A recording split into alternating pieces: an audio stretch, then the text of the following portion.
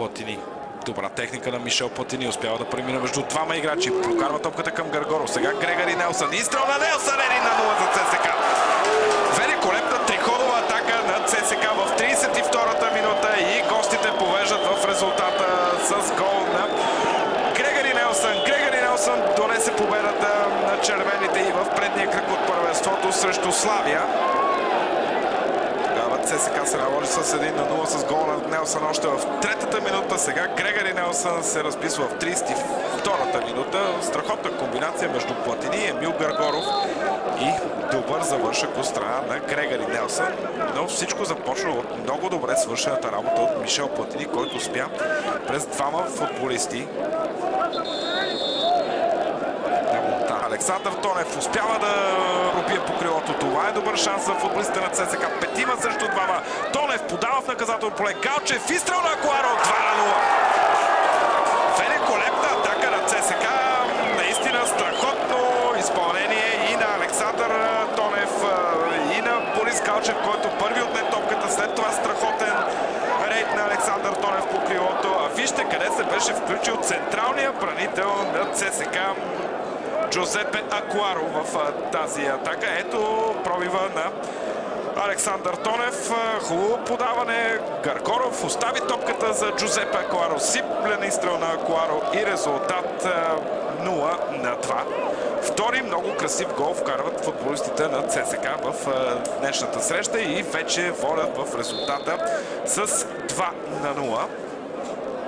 Трябва да четем обаче страхотното включване на централния бранител Акуаро, който пробяга целият терен, за да се включи в тази контратака. И успя да изпревари Луис Едуардо Бандаловски и продължава пробива на Бандаловски. Хубав пас към Емил Гаргоров. Гаргоров е в наказателното поле.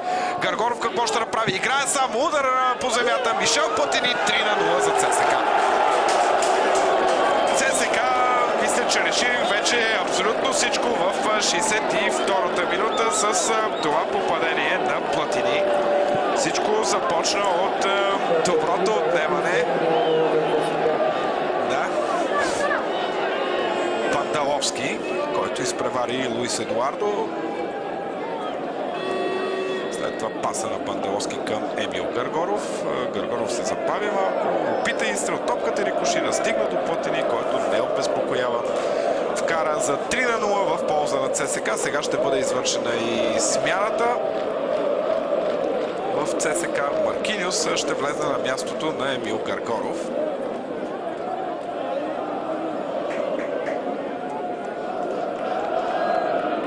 Гаргоров получава заслужени аплодисменти. Нелсън вече в наказателното поле. Добър рейд на Грегори Нелсън. Технично изпълнение. След това топката изпита Александър Тонев. Почакахме да видим и гол на Александър Тонев. Футболиста с най-много целени гради, бих казал, от българското първенство. Александър Тонев в 73-та минута се разписва за 0-4 в полза на ЦСКА.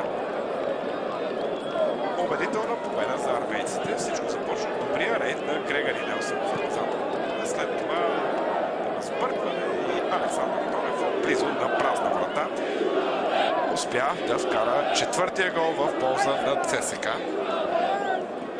Най-голямата победа на ЦСКА на чужд терен от началото на този шампионат е 0-4 на стадион Лазур в Бургас срещу Черноморец. Ще могат ли червените в оставащите 15 на минути да подобрят това постижение?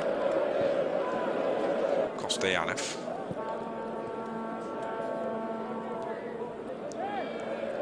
Сега чисто отнета топката от краката на Коста Янев. Да видим какво ще направи Венци Христов. Венци Христов изстрел и резултата е намален на 4-1. 81-а минута на двумая. Венци Христов вкарва почетно попадение за домакините. Дошло след грешка на Коста Янев, който загуби топката. Ето, сега ще видите още веднъж повторение на тази ситуация. Венци Христов успя да премине и през Акуаро, и през Апостол Попов и с хубав нисък удар да намали резултата на 4-1.